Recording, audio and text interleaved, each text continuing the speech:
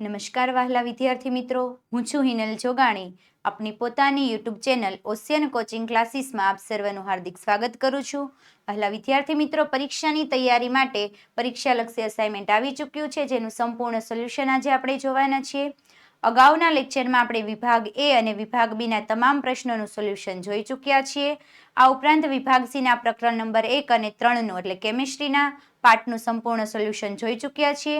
જો વિડીયો તમારે જોવાનો બાકી હોય તો એમની લિંક નીચે વિડીયોના ડિસ્ક્રિપ્શન બોક્સમાં આપેલી છે, ત્યાંથી તમે આગળના વિડીયો જોઈ શકો છો. આજના આ લેક્ચરમાં આપણે વિભાગ સીના પ્રકરણ નંબર 6 અને પ્રકરણ 9નું સંપૂર્ણ સોલ્યુશન જોવાના છીએ. જો આ પરીક્ષાલક્ષી અસાઇનમેન્ટની બુક તમારે ઘરે બેઠા પ્રાપ્ત કરવી હોય તો આ બુક મેળવવા માટેની લિંક નીચે વિડીયોના ડિસ્ક્રિપ્શન બોક્સમાં આપેલી છે, અથવા તો વધારે માહિતી માટે 7046222254 પર કોન્ટેક્ટ કરી શકો છો. શરૂ કરીએ આપણે વિભાગ સી, જેમાં પ્રશ્નોના 60 થી 80 શબ્દોની મર્યાદામાં ઉત્તર લખવાના હોય છે. જેમાં કોઈ પણ 9 પ્રશ્નમાંથી 6 પ્રશ્ન લખવાના હોય છે, જેમનો પ્રશ્ન ક્રમાંક હોય છે 38 થી 46 અને કુલ ગુણ હોય છે 18. શરૂ કરીએ પ્રકરણ નંબર 6. પ્રશ્ન નંબર 1. ચેતાકોષની નામ નિર્દેશન વાળી આકૃતિ દોરો અને સાથે સાથે શિખાતંતુનું કાર્ય જણાવો. આ આકૃતિ છે પરીક્ષામાં 2 માર્ક્સ માટે પણ આઈએમપી છે. ચેતાતંત્રની આકૃતિ દોરવાની છે. તો ચેતાતંત્રની આકૃતિ જોઈએ તો સૌપ્રથમ શું દર્શાવે છે? ટોચના ભાગે શિખાતંતુ, વચ્ચે રહેલું હોય છે કોષ કેન્દ્ર, એમની આસપાસનું આવરણી કોષકાય, એમાંથી એક લાંબો પ્રવર્ત જેવો ભાગ નીકળે છે એ અક્ષતંતુ, અને છેલ્લે તરફ આવેલું છે એ શું આવે છે? ચેતાંત જોવા મળે છે. ત્યાર પછી જોઈએ શિખાતંતુનું કાર્ય શું હોય છે. તો સંવેદી અંગો ચેતાકોષના શિખાતંતુની ટોચ ધરાવતા વિશિષ્ટ સંવેદનાગ્રાહીઓ હોય છે. એટલે વિવિધ પ્રકારના સંવેદી અંગો હોય છે, એમની ટોચ ઉપર શું આવેલું હોય છે? શિખાતંતુઓ, જેમાં શું થાય છે? સંવેદનાનું ગ્રહણ થાય છે. ત્યાર પછી શિખાતંતુની ટોચના અગ્રછેડે બાહ્ય ઉત્તેજનાની માહિતી મેળવવામાં, એટલે કોઈ પણ ઉત્તેજના થાય એમની માહિતી સૌપ્રથમ ક્યાં મળે છે? શિખાતંતુની ટોચના ભાગે.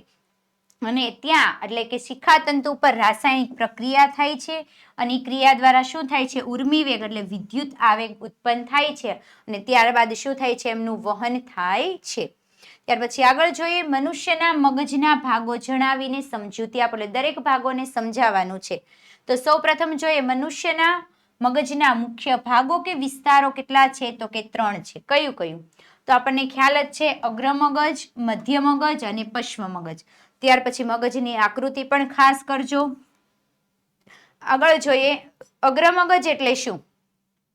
તો અગ્ર મગજ જે મુખ્યત્વે બૃહદ મસ્તિષ્ક ધરાવતો, એમાં કયો ભાગ આવેલો હોય છે? બૃહદ મસ્તિષ્ક, જે વિચારવા માટેનો, શેના માટેનો? વિચાર કરવા માટેનો મુખ્ય ભાગ છે.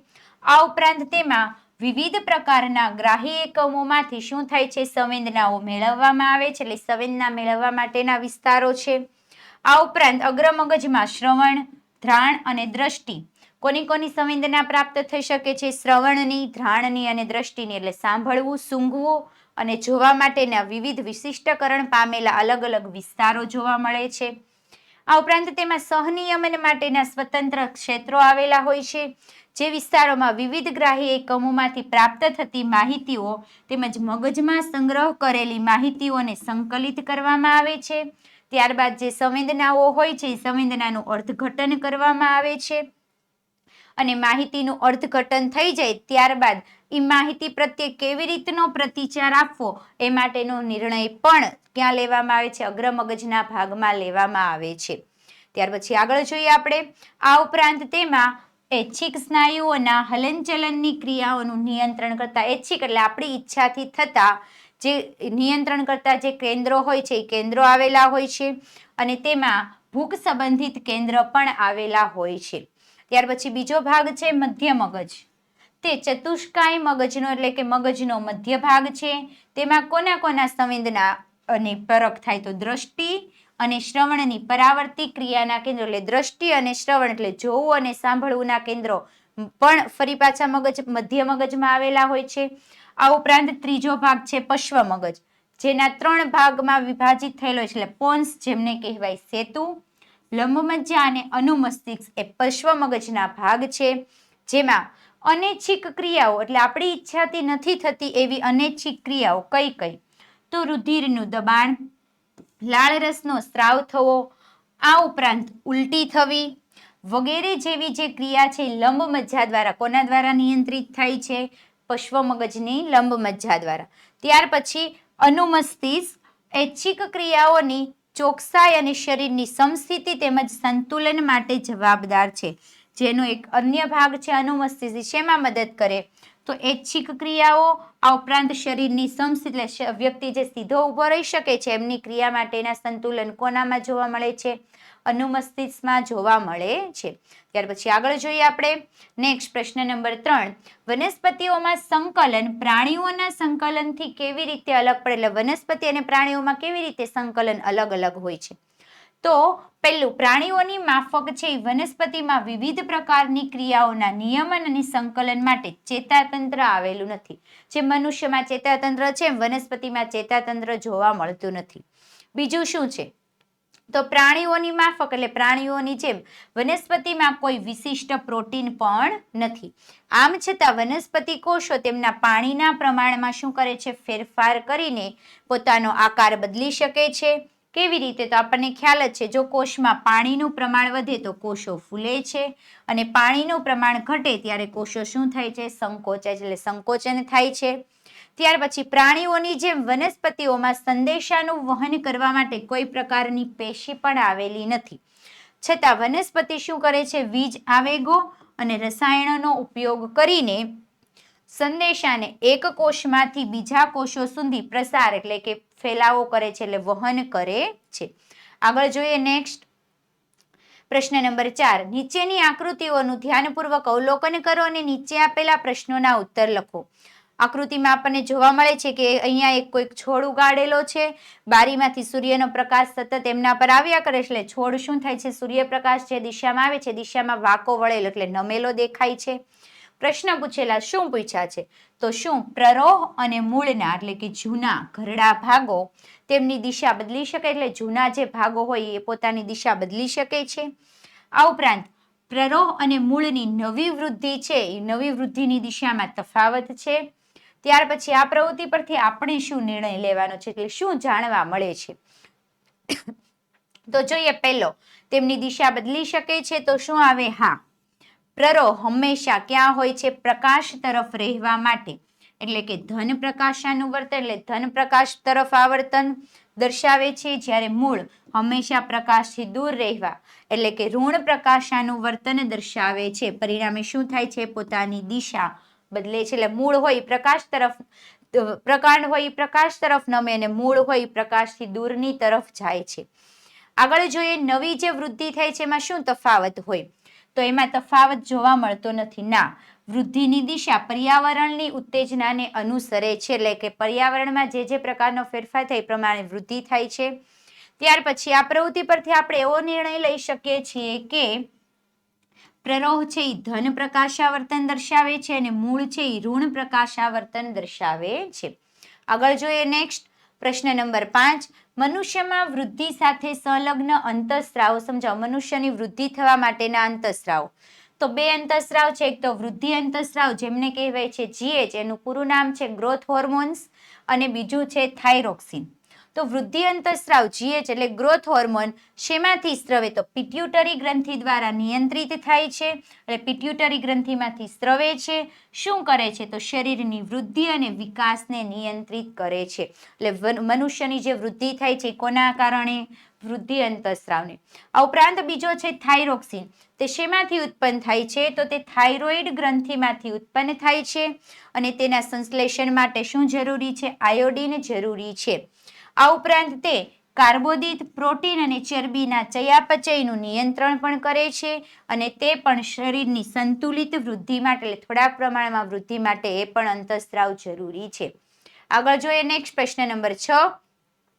જ્યારે એડ્રીનાલિન રુધિરમાં સ્ત્રવિત થાય છે, એડ્રીનાલિન રુધિરમાં શું થાય? સ્ત્રવિત થાય છે ત્યારે આપણા શરીરમાં કયા પ્રકારનો પ્રતિચાર દર્શાવવામાં આવે છે? એટલે કયો કયો પ્રતિચાર દર્શાવીએ છીએ?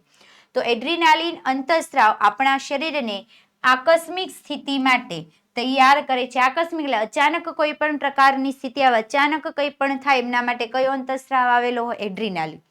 આ એડ્રીનાલિન રુધિરમાં સ્રવિત થાય છે ત્યારે શરીરમાં નીચેના પ્રતિચાર દર્શાય. કયા પ્રકારના? તો હૃદયના ધબકારા ઝડપી થાય. અમુક વખત આપણને ડર લાગી ગયો હોય તો શું થઈ જાય? હૃદય ઝડપથી ધબકવા લાગે. આ ઉપરાંત વધારે દોડેલા હોય તો શ્વાસોશ્વાસનો દર વધે છે.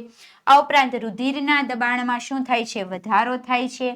અને કંકાલ સ્નાયુ વધારે સક્રિય બને છે. વગેરે જેવા ફેરફારો આપણા શરીરમાં થાય છે. પ્રતિચાર દર્શાવીએ છીએ. આ બધાને શું કહેવામાં આવે છે? લડવાની કે દોડવાની ક્રિયાના પ્રતિભાવ તરીકે ઓળખવામાં આવે છે. એટલે પ્રતિભાવો કહે છે. આગળ જોઈએ નેક્સ્ટ પ્રશ્ન નંબર 7. નીચે આપેલા કોષ્ટકમાં ખાલી સ્થાન પૂરો. એટલે આપણને પહેલી કોલમમાં આપેલું છે કેટલાક અંતઃસ્રાવો, બીજીમાં આપેલું છે અંતઃસ્રાવો કઈ અંતઃસ્રાવી ગ્રંથિમાંથી સ્ત્રાવ થાય છે, અને ત્રીજામાં આપેલું છે તે અંતઃસ્રાવોના કાર્યો. તો પહેલું છે વૃદ્ધિ અંતઃસ્રાવ. કઈ ગ્રંથિમાંથી સ્ત્રવે? તો પિટ્યુટરી ગ્રંથિમાંથી, જેનું કાર્ય શું છે? તો બધા જ અંગોની શું કરે છે? વૃદ્ધિ કરે છે. ત્યાર પછી આપ્યું હતું અંતઃસ્રાવી ગ્રંથિ થાઇરોઇડ, જેમાંથી કયો અંતઃસ્રાવ ઉત્પન્ન થાય? તો કે થાઇરોક્સિન. શું કાર્ય કરશે? તો શરીરની વૃદ્ધિ માટે ચયાપચયની પ્રક્રિયાનું નિયમન કરે છે. એમના પછી અંતઃસ્રાવ છે ઇન્સ્યુલિન, જે સ્વાદુપિંડમાંથી ઉત્પન્ન થાય છે. શું કાર્ય કરે? તો રુધિરમાં શર્કરાના સ્તરનું શું કરે છે? નિયમન કરે છે. શુક્રપિંડ અંતઃસ્રાવી ગ્રંથિ છે, એમાંથી કયો અંતઃસ્રાવ સ્ત્રાવ થાય છે? તો ટેસ્ટોસ્ટેરોન, જે નરમાં એટલે કે પુરુષમાં ગૌણ જાતીય લક્ષણોનો વિકાસ કરે છે. ત્યાર પછી ઇસ્ટ્રોજન અંતઃસ્રાવ છે એ અંડપિંડમાંથી સ્રવિત થાય છે, જે શું કરે છે? તો માદા પ્રજનન અંગોનો વિકાસ કરે છે અને માસિક ચક્રનું નિયમન કરે છે. આ ઉપરાંત છે રિલીઝિંગ અંતઃસ્રાવ, જેમને ઓળખવામાં આવે છે RH તરીકે, જે હાઇપોથેલેમસમાંથી સ્રવિત થાય છે, જે શું કાર્ય કરે? તો પિટ્યુટરી ગ્રંથિને અંતઃસ્રાવો મુક્ત કરવા માટે શું કરે છે? પ્રેરિત કરે છે. ત્યાર પછી આગળ જોઈએ નેક્સ્ટ પ્રશ્ન નંબર 8. મનુષ્યમાં અંતઃસ્રાવના અસંતુલનથી સર્જાતી અનિયમિતતાઓ અથવા તો ખામીઓ જણાવો. જો અંતઃસ્રાવનો યોગ્ય પ્રમાણમાં સ્ત્રાવ ન થાય તો શું થાય? તો નિશ્ચિત માત્રામાં અંતઃસ્રાવો સ્રવે છે જો એમની સાંદ્રતામાં અસંતુલનના કારણે જો વધારો થાય અથવા તો ઉણપના કારણે એટલે ઘટાડો થાય તો વિવિધ પ્રકારની ખામીઓ સર્જાય છે. પહેલું તો શું થાય છે? તો વધારે ઊંચાઈ. તો વૃદ્ધિ અંતઃસ્રાવ એટલે GH નો જો વધારે પ્રમાણમાં સ્ત્રાવ થાય તો વ્યક્તિની ઊંચાઈ અસાધારણ વધી જાય છે. એટલે ઘણા વ્યક્તિ કેવા હોય? વધારે પડતા ઊંચા હોય છે. ત્યાર પછી બીજું છે વામનતા, એટલે બાલ્ય અવસ્થામાં, એટલે જ્યારે આપણે નાના હોઈએ ત્યારે બાળકની અવસ્થામાં જો વૃદ્ધિ અંતઃસ્રાવ GH ની ઉણપ હોય એટલે કે ઓછો સ્ત્રાવ થતો હોય તો વામનતા એટલે નાનું કદ અથવા તો ઠીંગણાની સ્થિતિ છે, એટલે વ્યક્તિની ઊંચાઈ જોઈએ એટલી વધતી નથી. વધારે થાય તો શું આવશે? ઊંચાઈ વધી જાય છે. અને જો GH નો સ્ત્રાવ ઓછો થાય તો શું થાય છે? વામનતા એટલે વ્યક્તિનું કદ નાનું જોવા મળે છે. આ ઉપરાંત બીજું શું થાય છે? તો ગોઈટર નામનો રોગ થઈ શકે છે. કોના કારણે? તો જો આપણા આહારમાં આયોડિનની ઉણપ હોય, આયોડિનની ઉણપ શેના કારણે થાય છે? તો થાઇરોક્સિનના સંશ્લેષણને અસર કરે છે. થાઇરોક્સિનનું જે સંશ્લેષણ થાય છે થાઇરોઇડ ગ્રંથિમાંથી, જેના કારણે કયો રોગ થાય છે? ગોઈટર. તો થાઇરોઇડ ગ્રંથિના કદમાં શું થઈ જાય છે? વધારો થાય છે. પરિણામે ફૂલેલી ગરદન જોવા, એટલે ઘણા વ્યક્તિને અમુક વખત ગળા શું થઈ જાય? ફૂલેલું જોવા મળે. કોના કારણે? ગોઈટરના કારણે. ત્યાર પછી આપેલું છે મધુપ્રમેહ અથવા તો ડાયાબિટીસ. મધુપ્રમેહનું બીજું નામ શું છે? ડાયાબિટીસ. કોના કારણે થાય? તો ઇન્સ્યુલિનનો સ્ત્રાવ પૂરતા પ્રમાણમાં થતો ન હોય. પરિણામે શું થાય છે? રુધિરમાં શર્કરાનું સ્તર વધી જાય છે, જેના કારણે મધુપ્રમેહ અથવા તો ડાયાબિટીસ નામનો રોગ થાય છે. ત્યાર પછી નેક્સ્ટ ક્વેશ્ચન જોઈએ આપણે. પ્રશ્ન નંબર 9. વનસ્પતિમાં થતા અંતઃસ્રાવોના નામ જણાવી તેમની અસરો જણાવો. તો વનસ્પતિમાં થતા અંતઃસ્રાવો તો તેઓ વૃદ્ધિ, વિકાસ અને પર્યાવરણ પ્રત્યે પ્રતિચારનું સંકલન કરવામાં વનસ્પતિને મદદરૂપ થાય છે. તેમનું સંશ્લેષણ સ્થાન તેમના કાર્યસ્થાનથી દૂર હોય છે, એટલે જ્યાંથી ઉત્પન્ન થાય છે ત્યાં કાર્ય કરતા નથી, પરંતુ બીજી જગ્યાએ જઈને કાર્ય કરે છે. એટલે ઉત્પન્ન થવાનું સ્થાન એટલે સંશ્લેષણ સ્થાન અને કાર્યસ્થાન દૂર છે. તો ત્યાં સુધી કેવી રીતે વહન પામે છે? તો સાદા પ્રસરણ દ્વારા, એટલે પ્રસરણની ક્રિયા દ્વારા કાર્યસ્થાન સુધી વહન પામે છે. તો વનસ્પતિમાં બે પ્રકારના અંતઃસ્રાવો સ્રવિત થાય છે. એક તો વૃદ્ધિ અંતઃસ્રાવો એટલે વૃદ્ધિ પ્રેરક, અને એક વૃદ્ધિને અવરોધતા એટલે વૃદ્ધિ અવરોધક અંતઃસ્રાવો. વૃદ્ધિ પ્રેરકમાં જોઈએ તો પહેલો અંતઃસ્રાવ છે ઓક્સિન, શું કરે? તો પ્રરોહના એટલે કે ડાળીના અગ્રભાગે સંશ્લેષણ પામે, એટલે પ્રરોહમાં ઉત્પન્ન થાય છે. શું કરે છે? તો કોષોની લંબાઈમાં વૃદ્ધિ કરે છે. જ્યારે વનસ્પતિ ઉપર જો એક જ બાજુથી પ્રકાશ પડતો હોય ત્યારે આ ઓક્સિન અંતઃસ્રાવ પ્રકાશ ન પડતો હોય ને એ બાજુ પ્રસરણ પામે. ધારો કે આપણે જાણીએ છીએ વનસ્પતિ અહીંયા મૂકેલી છે, એમના એક જ બાજુથી પ્રકાશ પડે છે, તો જે પાછળની બાજુથી પ્રકાશ નથી આવતો ત્યાં કોણ વહન પામે છે? તો ઓક્સિન અંતઃસ્રાવ છે એ પાછળની તરફ જાય છે અને ઓક્સિનની ચોક્કસ સાંદ્રતા પ્રકાશથી દૂર રહેલી પ્રરોહના કોષોની લંબાઈમાં શું કરે છે? વૃદ્ધિ ઉત્તેજે છે. એટલે એક જ તરફથી જો વનસ્પતિને સતત પ્રકાશ મળતો હોય તો પાછળની તરફના જે કોષો છે એમની વૃદ્ધિ થતી નથી. પરિણામે ઓક્સિન અંતઃસ્રાવ પ્રકાશની વિરુદ્ધ દિશામાં પહોંચે છે અને જે ત્યાં કોષો રહેલા હોય છે એ કોષોની લંબાઈ કરે છે, એટલે વૃદ્ધિ વધારે છે, જેનાથી વનસ્પતિની પ્રકાશ તરફ વળતી જોવા મળે. એટલે વનસ્પતિ શું થઈ જાય? પ્રકાશ તરફ વળેલી જોવા મળે. આમ ઓક્સિન અંતઃસ્રાવ શેના માટે જવાબદાર છે? પ્રકાશાવર્તન માટે જવાબદાર છે. ત્યાર પછી આગળ જોઈએ. આ ઉપરાંત બીજો અંતઃસ્રાવ છે ઝિબ્રેલિન. એ શું કરે છે? તો પ્રકાંડની વૃદ્ધિમાં, એ પણ કોની વૃદ્ધિ કરે છે? પ્રકાંડની. ત્યાર પછી છે સાયટોકાઇનિન. સાયટોકાઇનિન શેમાં મદદ કરે? તો ઝડપથી કોષ વિભાજન થતું હોય તેવા વિસ્તારોમાં કુદરતી રીતે તેનું સંકેન્દ્રણ વધારે હોય, એટલે જ્યાં કોષ વિભાજનની પ્રક્રિયા, એક કોષમાંથી નવા કોષો બનવાની પ્રક્રિયા હોય છે ત્યાં સાયટોકાઇનિન હોય છે. કોષ વિભાજનની પ્રક્રિયા સૌથી વધારે ક્યાં જોવા મળે? તો વનસ્પતિમાં જ્યારે બીજનું નિર્માણ થાય અને બીજમાંથી ફળ બને તો ફળ અને બીજમાં એની સાંદ્રતા વધારે હોય છે. આમ તે કોષ વિભાજનની પ્રક્રિયાને અસર કરે છે. આ તો એના વૃદ્ધિ અંતઃસ્રાવો થયા. હવે બીજો અંતઃસ્રાવ છે વૃદ્ધિ અવરોધક. એમાં એક જ અંતઃસ્રાવ છે એબ્સિસિક એસિડ. શું કરે છે? તો એ વનસ્પતિની શું અવરોધે? વૃદ્ધિ અવરોધે. તેનાથી પર્ણો શું થાય છે? કરમાઈ જાય. જો આની અસર વધી જાય તો વનસ્પતિના પર્ણો કરમાઈ જાય છે અને ખરી પડે છે. આગળ જોઈએ નેક્સ્ટ પ્રશ્ન નંબર 10. મનુષ્યના ચેતાતંત્રનું આયોજન જણાવો અને તેના સામાન્ય કાર્યો પણ જણાવો. ચેતાતંત્રનું આયોજન અને કાર્યો. તો મનુષ્યનું ચેતાતંત્ર જોઈએ તો ચેતાતંત્રના બે ભાગ છે, એક તો મધ્યસ્થ અને બીજું છે પરિઘવર્તી. મધ્યસ્થને કહેવાય CNS અને પરિઘવર્તીને કહેવાય PNS. મધ્યસ્થ ચેતાતંત્રમાં સમાવેશ થાય છે મગજ અને કરોડરજ્જુનો, જ્યારે પરિઘવર્તીમાં સમાવેશ થાય છે મસ્તિષ્ક ચેતાઓ અને કરોડરજ્જુની ચેતાઓ. એના કાર્યો શું છે? સામાન્ય કાર્યો. તો CNS એટલે મધ્યસ્થ ચેતાતંત્ર એ બહારના પર્યાવરણ અને શરીરના બધા જ ભાગોમાંથી સંદેશા અથવા તો માહિતી મેળવે છે અને ત્યારબાદ તેમનું સંકલન કરે છે. આ ઉપરાંત કરોડરજ્જુ જે છે એ કરોડરજ્જુ પરાવર્તી ક્રિયા સાથે સંકળાયેલી છે. આ ઉપરાંત મગજ છે એ મગજ શરીરનું મુખ્ય સંવાદિતા ધરાવતું કેન્દ્ર છે. એટલે મધ્યસ્થ ચેતાતંત્રના બંને ભાગો આવી છે. પહેલા મધ્યસ્થનું લખવાનું.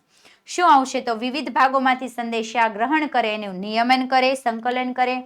કરોડરજ્જુ પરાવર્તી ક્રિયામાં અને મગજ શું કરે છે? મુખ્ય સંવાદિતા ધરાવતું કેન્દ્ર છે. ત્યાર પછી આ ઉપરાંત શું કરે છે? મગજ આપણને વિચારવાની અનુમતિ આપે, એટલે આપણને વિચારવા માટે પ્રેરિત કરે છે અને વિચારવા માટેની જે કોઈ પણ વિચારવાને આધારિત આપણે જે વિચારવાની ક્રિયા છે તમામ ક્રિયાઓ માટે પ્રેરિત કરે છે. ત્યાર પછી પરિઘવર્તી ચેતાતંત્ર શેની સાથે સંકળાયેલું છે?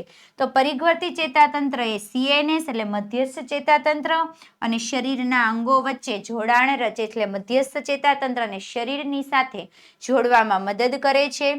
ત્યાર પછી આગળ જોઈએ નેક્સ્ટ પ્રશ્ન નંબર 11. નારણભાઈને રસ્તામાં ચાલતા પગમાં કાંટો વાગે છે, તો તેમના શરીરમાં થતી પરાવર્તી ક્રિયાના તબક્કા ક્રમ અનુસાર લખો અને આ પ્રક્રિયામાં મગજની ભૂમિકા શું હોય છે? એટલે મગજ શું મદદ કરે છે? તો પગમાં કાંટો વાગે તો શું થાય છે?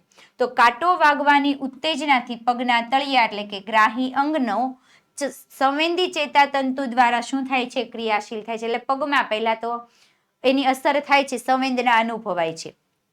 ત્યાર પછી સંવેદી ચેતાતંતુ એટલે સંવેદી ચેતાતંતુ હોય છે એમના દ્વારા ઉર્મિ વેગ ક્યાં જાય છે? કરોડરજ્જુ તરફ વહન પામે છે. કરોડરજ્જુમાં શું થાય છે? સંવેદી કેન્દ્ર દ્વારા જે ઉત્તેજના મળેલી છે ને ચાલક કેન્દ્રમાં ચોક્કસ સંદેશો વહન કરે. એટલે ચાલક કેન્દ્ર છે ત્યાં સંદેશાનું શું કરે છે? વહન કરે, સંદેશો તૈયાર કરીને. સંદેશો તૈયાર થઈ જાય તો આ સંદેશો ચાલક ચેતાતંતુ દ્વારા ફરી પાછો પગના તળિયાને એટલે પગના તળિયાના સ્નાયુને પ્રાપ્ત થાય છે. પગના તળિયાને જેવો સંદેશો મળે છે તરત શું થાય છે? પગ ઉચકાઈ જાય છે. એટલે પહેલા પગમાં સંદેશો ગ્રહણ થાય. ગ્રહણ થયેલા સંદેશાનું સંવેદી ચેતા દ્વારા વહન થાય. વહન થઈને કરોડરજ્જુમાં પહોંચે. કરોડરજ્જુમાં એને અનુરૂપ પ્રતિચાર તૈયાર થાય. તૈયાર થયેલો પ્રતિચાર ચાલક ચેતા દ્વારા ક્યાં આવે છે? ફરી પાછો પગના સ્નાયુમાં આવે છે. પગ સુધી સંદેશો પ્રાપ્ત થાય અચાનક પગ ત્યાંથી ઉચકાઈ જાય છે.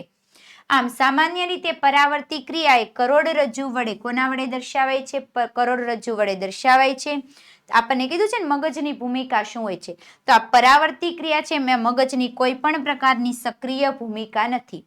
આમ છતાં પણ પૂર્વવત સૂચનાઓ મગજ સુધી જાય છે. એટલે અમુક વખત સૂચનાઓ ક્યાં છે? મગજ સુધી પણ પહોંચી શકે છે. ત્યાર પછી આગળ જોઈએ પ્રશ્ન નંબર 12. નીચેની આકૃતિઓનું ધ્યાનપૂર્વક અવલોકન કરો. અહીંયા આપણને કંઈક આકૃતિ આપેલી છે અને નીચેના પ્રશ્નોના ઉત્તર આપો. તો આમાં આપણને બે ભાગો આપેલા છે આકૃતિમાં, A અને B. તો બંને ભાગોના નામ અને સ્થાન જણાવવાના છે. આ ઉપરાંત બી ભાગ છે એ નિર્દેશિત રચનાના બી ભાગના બે કાર્ય જણાવવાના છે. કઈ પરિસ્થિતિ હોય તો એ ભાગ છે એ ઉત્તેજિત થાય છે અને તેમાંથી સ્રવિત એટલે એમાંથી કયો પદાર્થ સ્રવે છે એમનું નામ લખવાનું છે. તો જોઈએ આપણે એ અને બી ભાગો કયા છે. તો એ ભાગ હતું એડ્રિનલ ગ્રંથિ અને બી હતું સ્વાદુપિંડ. એમનું સ્થાન ક્યાં હોય? તો એડ્રિનલ ગ્રંથિનું સ્થાન હોય છે મૂત્રપિંડના અગ્ર છેડે. કયા ભાગમાં હોય? મૂત્રપિંડની આગળ.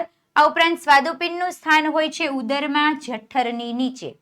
ઉદરીય ગુહામાં જઠર અને નાનું આંતરડું જોડાય છે એમની વચ્ચે જોડાણના ભાગમાં યુ આકારના ભાગમાં સ્વાદુપિંડ આવેલું હોય છે એટલે જઠરની નીચે જોવા મળે છે.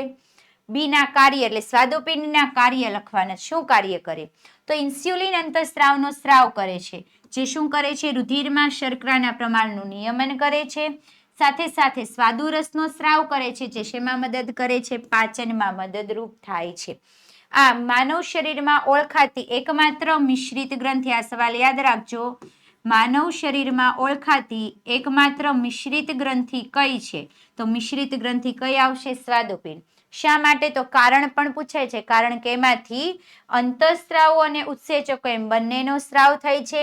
અંતઃસ્ત્રાવો તરીકે ઇન્સ્યુલિન અને ઉત્સેચક તરીકે શું આવેલું છે? સ્વાદુરસ આવેલો હોય છે, જે સ્વાદુપિંડમાંથી સ્રવિત થાય છે. એટલે ઉત્સેચકોમાં સ્વાદુરસ અને અંતઃસ્ત્રાવોમાં શું આવશે? ઇન્સ્યુલિન. ત્યાર પછી શું આપ્યું હતું? વિભાગ એ ક્યારે ઉત્પન્ન થાય છે? એટલે એક ભાગમાં કઈ ગ્રંથિ છે? એડ્રિનલ ગ્રંથિ.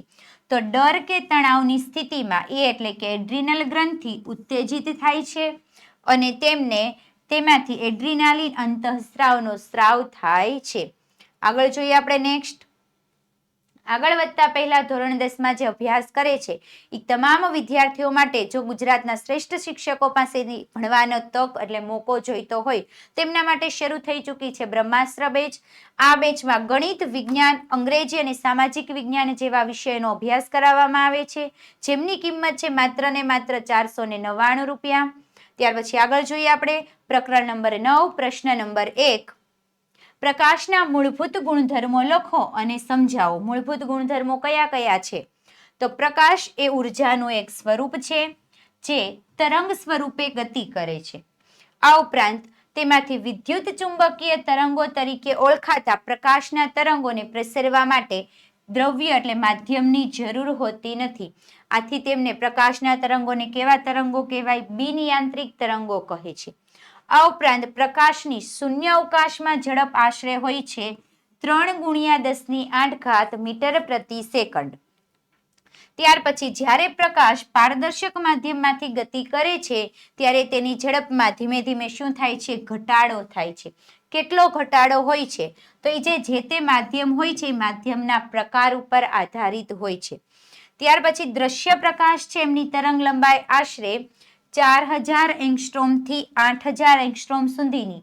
જો મીટરમાં જોઈએ તો 4 × 10⁻7 મીટર થી 8 × 10⁻7 મીટર સુધીની જોવા મળે છે. આગળ જોઈએ નેક્સ્ટ છઠ્ઠો પોઈન્ટ. તો સામાન્ય પદાર્થના કદની સરખામણીમાં દ્રશ્ય પ્રકાશની તરંગ લંબાઈનું મૂલ્ય ઘણું બધું નાનું હોય છે. આ પરિસ્થિતિમાં પ્રકાશના તરંગો છે એક બિંદુથી બીજા બિંદુને જોડતા સુરેખ પથ ઉપર ગતિ કરે છે. એમાં આપણે કલ્પી શકાય એટલે આપણે કલ્પના કરી શકીએ છીએ. આ ઉપરાંત પ્રકાશના પ્રસરણની દિશામાં એક બિંદુથી જો બીજા બિંદુને જોડતા પ્રકાશના સુરેખ પથને, જે સુરેખ પથ છે એમને કહેવામાં આવે છે પ્રકાશનું કિરણ કહેવામાં આવે છે, અને આ કિરણોના સમૂહને કહેવામાં આવે છે પ્રકાશનું કિરણપુંજ. ત્યાર પછી સાતમું આપેલું છે, અહીંયા આપણને આકૃતિ આપેલી છે કે કિરણ આપાત થાય છે અને ફરી પાછું શું થાય છે, પરાવર્તિત થાય છે. ઉપરના ભાગમાં છે હવા અને નીચેના ભાગમાં આપેલું છે પાણી, એટલે પાણીની સપાટી પરથી પરાવર્તિત થાય છે. એમાં આપણને દોરેલો છે લંબ, અને લંબમાંથી પાણીમાં એ કિરણ વક્રીભૂત થતું આપણે જોઈ શકીએ છીએ. તો જોઈએ શું કહેવામાં આવે છે. તો આકૃતિમાં દર્શાવ્યા મુજબ જ્યારે પ્રકાશનું કિરણ બે માધ્યમો તરીકે અહીંયા આપણને આપેલું હતું, એક હવા અને બીજું માધ્યમ પાણી. તો હવા અને પાણીને છૂટી પાડતી સપાટી ઉપર જ્યારે પ્રકાશનું કિરણ આપાત થાય તો ત્યારે એમનું સામાન્ય રીતે આંશિક પરાવર્તન અને વક્રીભવન થાય છે. એટલે થોડાક અંશે આપણને પરાવર્તન જોવા મળે ને થોડુંક વક્રીભવન થતું પણ જોવા મળે છે. આ ઉપરાંત જ્યારે સંપૂર્ણ પોલિશ કરેલ એટલે કે જો સળગતી સમતલ સપાટી હોય એમની ઉપર પ્રકાશનું કિરણ આપાત કરવામાં આવે તો સૌથી વધારે પ્રમાણમાં પરાવર્તન થાય છે. જ્યારે પારદર્શક માધ્યમ ઉપર આપાત કરીએ છીએ ત્યારે પ્રકાશનું મુખ્યત્વે વક્રીભવન થાય છે. સંપૂર્ણ ચળકતી સપાટી એટલે સમતલ સપાટી હોય તો એમના ઉપર પરાવર્તન થાય છે, અને પારદર્શક માધ્યમ હોય તો એમના ઉપર પ્રકાશના કિરણનું શું થાય, વક્રીભવન. આ ઉપરાંત ગોલીય અરીસા અથવા તો લેન્સ દ્વારા પ્રકાશના કિરણોને કેન્દ્રિત અથવા તો વિકેન્દ્રિત કરી શકાય છે. એટલે અમુક વાર કેન્દ્રિત કરવામાં આવે, અમુક વખત શું થાય છે, વિકેન્દ્રિત થાય છે. આગળ જોઈએ નેક્સ્ટ પ્રશ્ન નંબર 2. ગોલીય અરીસાના સંદર્ભના નીચેના પદોને વ્યાખ્યા આપીને સમજો. એટલે વ્યાખ્યા તો આપવાની, સાથે સાથે એની સમજૂતી આપવાની. કઈ કઈ વસ્તુ આપેલી છે? તો એક તો આપેલું છે વક્રતા કેન્દ્ર, ત્યાર પછી છે મુખ્ય કેન્દ્ર, અને ત્યાર પછી આપેલું છે કેન્દ્ર લંબાઈ. તો પહેલું જોઈએ વક્રતા કેન્દ્ર. કોને કહેવાય? તો ગોલીય અરીસાની પરાવર્તક સપાટી જે પોલા ગોળાનો એક ભાગ છે ઈ ગોળાના કેન્દ્રને શું કહેવાય? ગોલીય અરીસાનું વક્રતા કેન્દ્ર. એટલે જે ગોળામાંથી અરીસો બનાવવામાં આવેલો છે ઈ ગોળાનું જ કેન્દ્ર એટલે વક્રતા કેન્દ્ર, જેમને દર્શાવવામાં આવે છે C વડે. વક્રતા કેન્દ્ર એ અરીસાનો ભાગ નથી, પરંતુ અરીસાની પરાવર્તક સપાટીની બહારના ભાગમાં હોય. એટલે અરીસાની ઉપર રહેલું નથી, પરંતુ એમની ક્યાં હોય છે? બહાર રહેલું હોય છે. આ ઉપરાંત અંતર્ગોળ અરીસાનું વક્રતા કેન્દ્ર હોય છે એમની સામે એટલે આગળની તરફ હોય છે. જ્યારે બહિર્ગોળ અરીસો હોય છે તો એ બહિર્ગોળ અરીસાનું વક્રતા કેન્દ્ર એમની પાછળની તરફ રહેલું હોય છે. ત્યાર પછી નેક્સ્ટ જોઈએ આપણે મુખ્ય કેન્દ્ર. મુખ્ય કેન્દ્ર એટલે શું? તો અંતર્ગોળ અરીસા પર આપાત થતા મુખ્ય અક્ષને સમાંતર, જ્યારે અંતર્ગોળ અરીસા પર આપણે મુખ્ય અક્ષને સમાંતર પ્રકાશના કિરણો આપાત કરીએ તો એ કિરણો પરાવર્તન પામીને મુખ્ય અક્ષના જે પણ બિંદુએ કેન્દ્રિત થતા હોય અથવા તો વિકેન્દ્રિત થતા હોય તેમને શું કહેવામાં આવે છે? એમનું મુખ્ય કેન્દ્ર તરીકે ઓળખવામાં આવે છે. કેન્દ્રિત થાય તો અંતર્ગોળ અરીસો હશે. જ્યારે બહિર્ગોળ અરીસા ઉપર આપણને આપાત થતા જે પ્રકાશના કિરણો હોય એ શું થાય છે? મુખ્ય અક્ષને સમાંતર આપાત કરીએ છીએ તો અરીસા દ્વારા પરાવર્તન પામીને મુખ્ય અક્ષ પરના જે બિંદુએથી આવતા હોય એટલે કે વિકેન્દ્રિત થતા હોય એવો ભાસ થાય તો એ બિંદુને આપણે બહિર્ગોળ અરીસાનું મુખ્ય કેન્દ્ર તરીકે ઓળખવામાં આવે છે. ત્યાર પછી મુખ્ય કેન્દ્રને દર્શાવવામાં આવે છે F વડે. આ ઉપરાંત અંતર્ગોળ અરીસાનું મુખ્ય કેન્દ્ર અરીસાની સામે હોય છે એટલે કે આગળની તરફ હોય છે અને તે વાસ્તવિક બિંદુ છે. જ્યારે બહિર્ગોળ અરીસાનું મુખ્ય કેન્દ્ર પાછળની તરફ હોય છે અને કેવું છે? આભાસી બિંદુ છે. હવે ત્રીજું પદ બાકી છે. ત્રીજું પદ શું હતું? કેન્દ્ર લંબાઈ. તો કેન્દ્ર લંબાઈ એટલે શું? તો અરીસાના ધ્રુવ અને મુખ્ય કેન્દ્ર વચ્ચેના અંતરને શું કહેવાય? અરીસાની કેન્દ્ર લંબાઈ, જેને દર્શાવવામાં આવે છે સ્મોલ f. અંતર PF. P એટલે કે ધ્રુવ અને F એટલે શું થાય? મુખ્ય કેન્દ્ર. એટલે ધ્રુવ અને મુખ્ય કેન્દ્ર એટલે P અને F એ ગોલીય અરીસાની શું દર્શાવે છે? કેન્દ્ર લંબાઈ દર્શાવે છે. એટલે PF બરાબર શું લખાય? સ્મોલ f છે, કેન્દ્ર લંબાઈનું નિદર્શન કરે છે. ત્યાર પછી આગળ જોઈએ નેક્સ્ટ પ્રશ્ન નંબર 3. અંતર્ગોળ અરીસાની સામે વસ્તુને C એટલે વક્રતા કેન્દ્રથી દૂર મૂકીએ તો જે પ્રતિબિંબ મળે છે પ્રતિબિંબનું સ્થાન, પ્રકાર અને પરિમાણની કિરણાકૃતિ દર્શાવો. તો જોઈએ વસ્તુનું સ્થાન ક્યાં હોય છે? C થી દૂર પરિમિત અંતરે. જેમાં આપણે અહીં અંતર્ગોળ અરીસો આપેલો છે જેમાં C છે, C થી દૂર કોઈક વસ્તુ મૂકેલી છે, એક પ્રકાશનું કિરણ કેવું કરેલું છે? સીધું આપાત કર્યું છે. જે ક્યાંથી પસાર થાય છે? મુખ્ય કેન્દ્ર F માંથી થાય છે અને બીજું C માંથી પસાર કરો તો ફરી પાછું C માંથી જ પરાવર્તિત થાય. બંને કિરણો જ્યાં ભેગા થાય છે ત્યાં આપણને શું મળે છે? વસ્તુનું પ્રતિબિંબ. તો અહીંયા પ્રતિબિંબનું સ્થાન ક્યાં મળ્યું? તો આપણને જોવા મળે છે ક્યાં મળે છે? C અને F ની વચ્ચે. આ ઉપરાંત પ્રતિબિંબનો પ્રકાર કેવો છે? તો વાસ્તવિક અને ઉલટું. અને પરિમાણ કેવું છે? તો વસ્તુ કરતા નાનું જ દેખાય છે. એટલે કેવું છે? વસ્તુ કરતા નાનું જોવા મળે છે.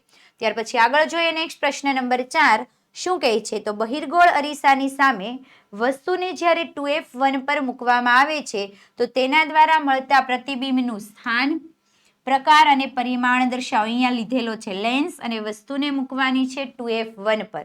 તો જોઈએ વસ્તુનું સ્થાન છે 2F1 પર.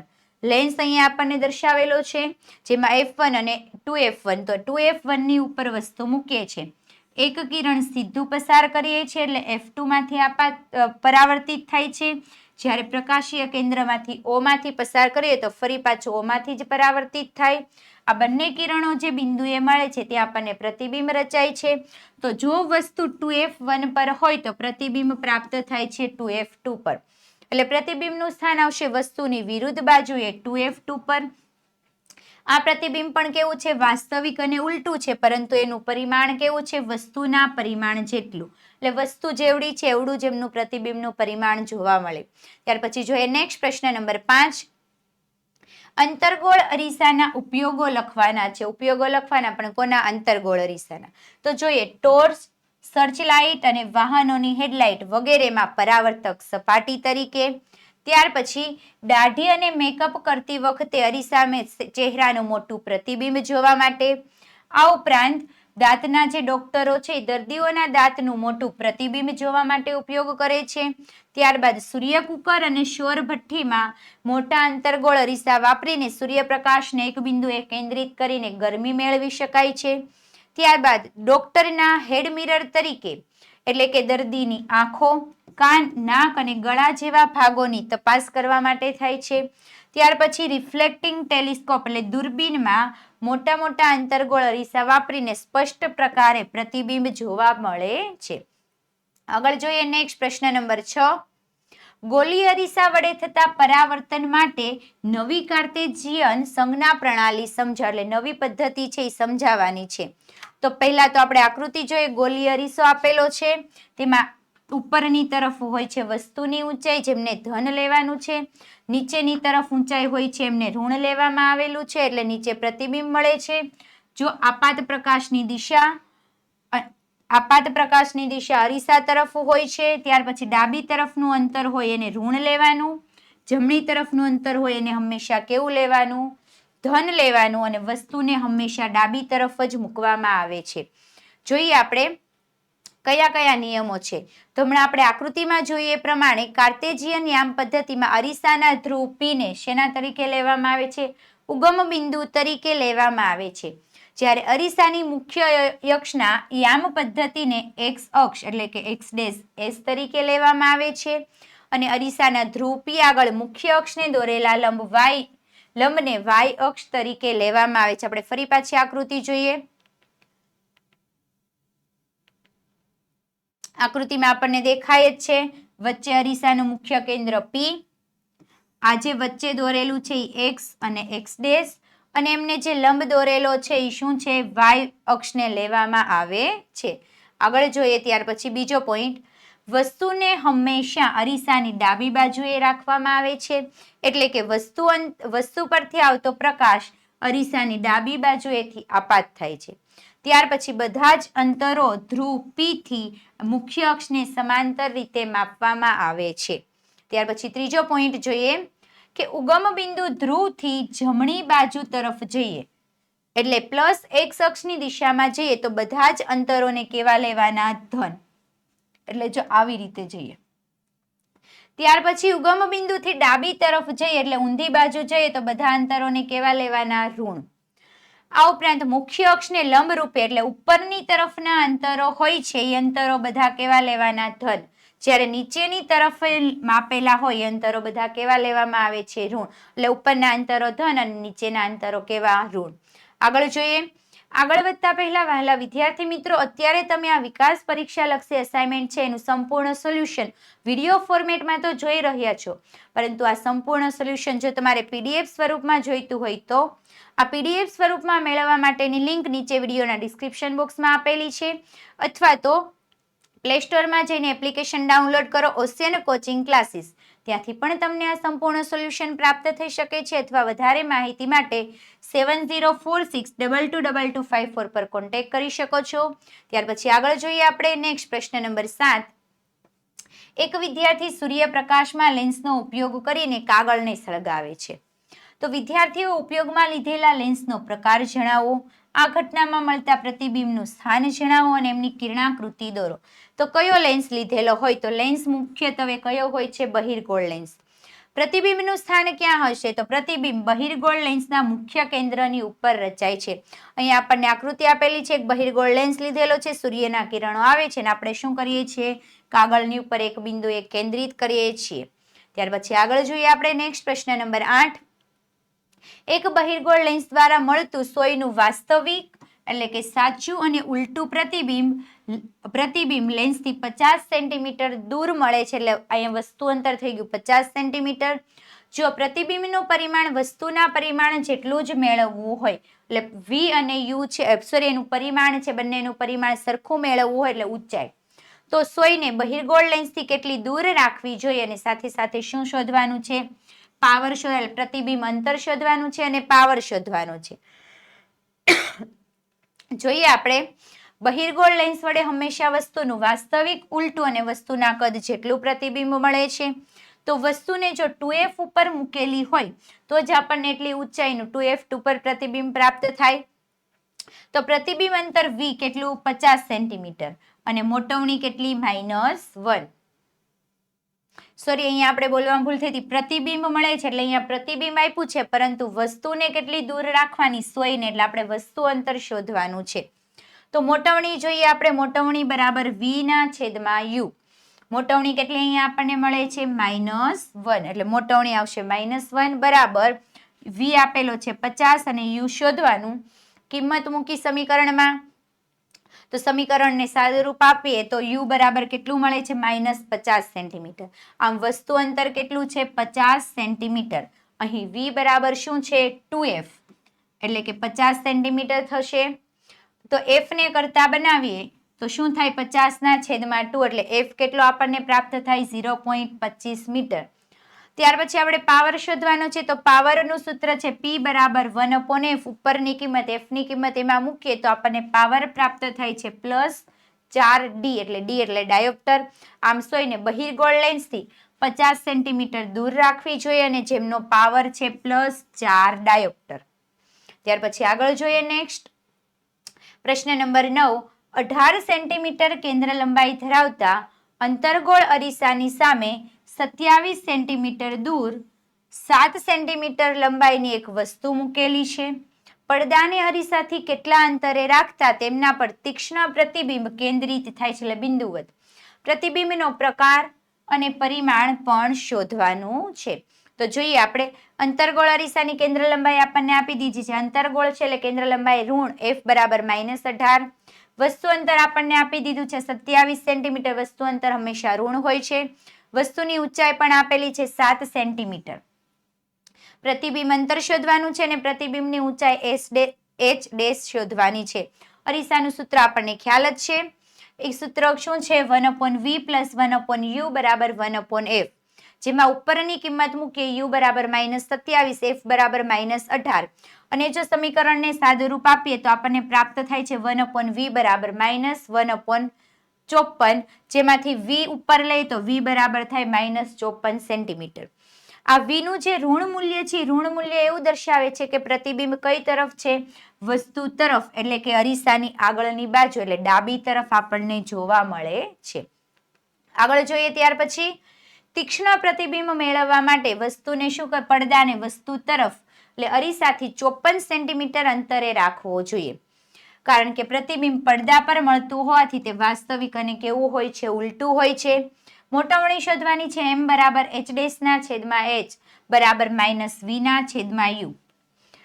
શું થાય? h' ને કરતા બનાવો એટલે શું થાય? h ક્યાં જતો રહે? ઉપર, તો -h કૌંસમાં v - u, જેમાં કિંમત મૂકીએ. h' હતું આપણી પાસે 7, v છે -54 અને u છે -27.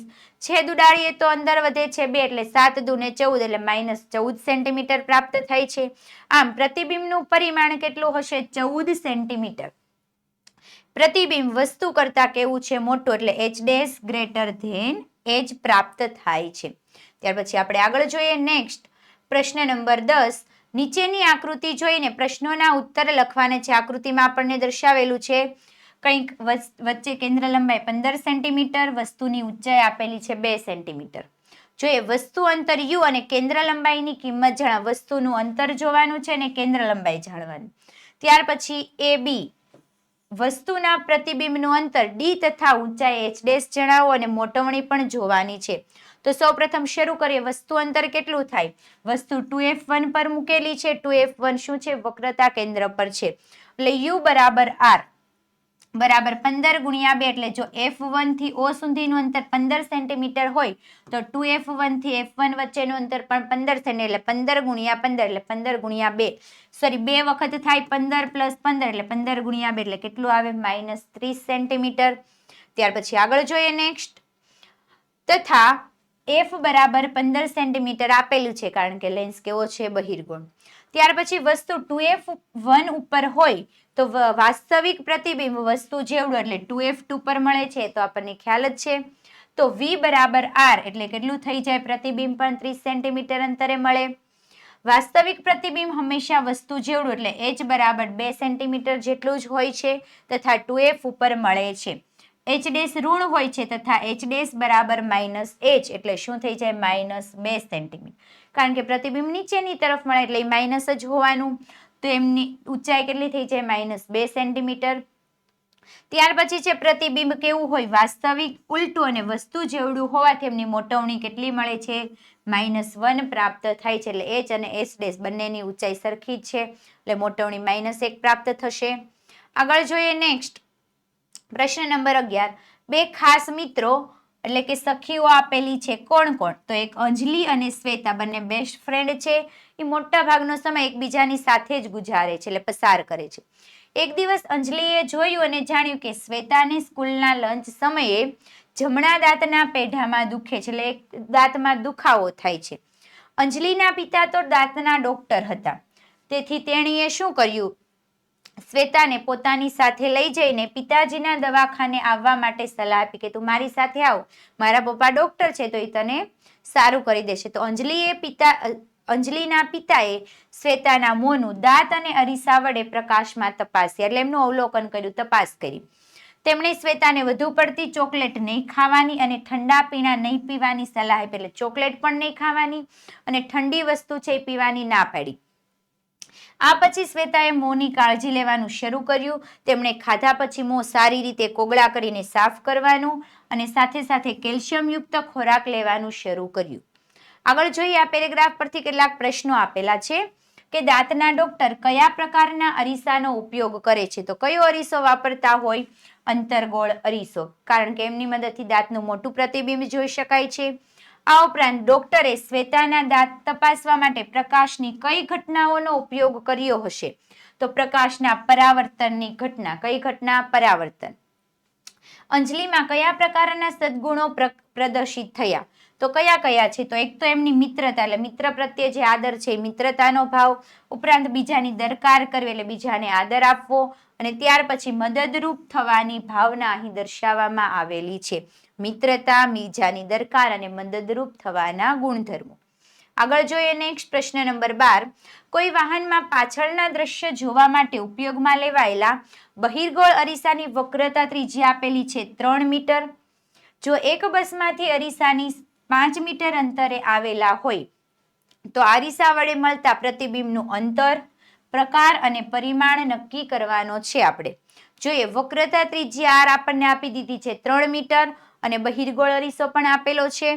વસ્તુ અંતર બસ અરીસાથી દૂર છે 5 મીટર એટલે વસ્તુ અંતર થઈ ગયું 5 મીટર, પણ વસ્તુ અંતર હંમેશા કેવું હોય? ઋણ.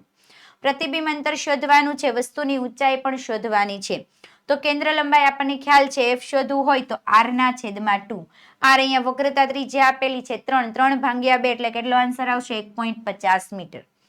ત્યાર પછી 1/v plus 1/u plus 1/v બરાબર 1/f આપણને સૂત્ર તો ખ્યાલ જ છે. આ સૂત્રમાં કિંમત મૂકીએ. f આપણી પાસે આવી ગયો 1.50, v શોધવાનો અને u કેટલો છે? -5. તો આ સૂત્રમાં ઉપરયુક્ત કિંમત મૂકવામાં આવે છે તો 1/v બરાબર 1/1.50 માઇનસ 1/-5. અને સાદુરૂપ આપીએ તો આપણને 1/v પ્રાપ્ત થાય છે 13/15, જેમાંથી v ઉપર લઈએ તો v બરાબર એટલે સમીકરણ ઉલટાઈ જાય 15/13 એટલે v પ્રાપ્ત થાય છે 1.15 મીટર. આમ પ્રતિબિંબ અરીસાની પાછળ કેટલા મીટરે રચાય? 1.15 મીટર અંતરે રચાય છે. ત્યાર પછી આગળ જોઈએ આપણે ઊંચાઈ પણ શોધવાની હતી તો મોટવણીનું સૂત્ર m બરાબર h' બરાબર -v/u, જેમાં આપણે કિંમત મૂકીએ તો આપણને શું પ્રાપ્ત થાય છે? મોટવણી એટલે 0.23 પ્રાપ્ત થાય છે. આમ બહિર્ગોળ અરીસો હોવાથી પ્રતિબિંબ આભાસી, ચત્તુ અને નાનું મળે છે અને પ્રતિબિંબનું પરિમાણ વસ્તુ કરતા 0.23 ગણું મોટું એટલે મોટવણી 0.23 પ્રાપ્ત થાય છે. આગળ જોઈએ નેક્સ્ટ પ્રશ્ન. આગળ વધતા પહેલા વહેલા વિદ્યાર્થી મિત્રો, ધોરણ 10માં જેમ જેમ બોર્ડની પરીક્ષા નજીક આવતી જાય છે તેમ પરીક્ષામાં સારા માર્ક્સ મેળવવા માટે તમે શું કરો છો? IMP પ્રશ્નો શોધતા હોય છે અને એ પ્રશ્નોનું વાંચન કરતા હોય છો. તો આ ધોરણ 10ના તમામ વિદ્યાર્થીઓ માટે ટૂંક સમયમાં શરૂ થવા જઈ રહી છે IMP બેચ. IMP બેચની વધારે માહિતી માટે 7046222254 પર કોન્ટેક્ટ કરી શકો છો. આ ઉપરાંત તમારા ધોરણમાં જે કંઈ નવા વિડીયો આવે છે, જે કંઈ નવી માહિતી આવે છે, તમામ માહિતીની તાત્કાલિક જાણકારી મેળવવા માટે આજે જ અમારી સાથે વોટ્સઅપ ગ્રુપમાં જોડાઈ જાઓ. વોટ્સઅપ ગ્રુપમાં જોડાવા માટેની લિંક નીચે વિડીયોના ડિસ્ક્રિપ્શન બોક્સમાં આપેલી છે અથવા તો વધારે માહિતી માટે 7046222254 પર કોન્ટેક્ટ કરી શકો છો. વહાલા વિદ્યાર્થી મિત્રો, આજના આ લેક્ચરમાં આપણે વિભાગ C ના પ્રકરણ જે બાકી હતા એ તમામ પ્રકરણોનું સોલ્યુશન જોયું. અહીંયા આપણે વિભાગ C સંપૂર્ણ રીતે પૂર્ણ કર્યો છે. હવે આગળના નેક્સ્ટ લેક્ચરમાં આપણે વિભાગ D ના તમામ પ્રશ્નો છે, તમામ પ્રશ્નોનું સોલ્યુશન જોવાના છીએ. જો મારો આજનો આ વિડીયો પસંદ આવ્યો હોય તો લાઈક કરો, તમારા જુદા જુદા મિત્રો સુધી શેર કરો અને અમારી યુટ્યુબ ચેનલમાં નવા હોય તો આજે જ ચેનલને સબસ્ક્રાઇબ કરો. અસ્તુ. જય હિન્દ.